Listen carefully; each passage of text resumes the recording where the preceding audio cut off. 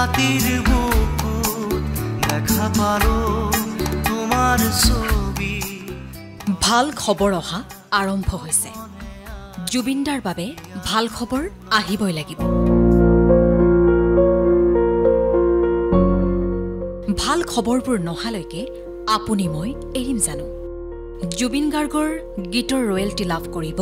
গৰিমা গাৰ্গে মায়াবিনীৰ ৰয়েলটি লাভ কৰিব গৰিমা গাৰ্গে ডাক সিনেমাখনৰ সকলো গীতৰ ৰয়েলটি লাভ কৰিব জুবিনৰ পত্নীয়ে ইয়াৰ বাবে প্ৰচেষ্টা অব্যাহত ৰাখিছিল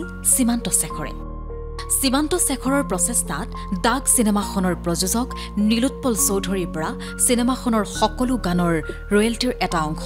এতিয়াৰ পৰা লাভ কৰিব গৰিমা শইকীয়া গাৰ্গে জুবিনদাক হেৰুৱাৰ পূৰ্বে এই বিষয়টোৱে বিশেষ গুৰুত্ব লাভ কৰা নাছিল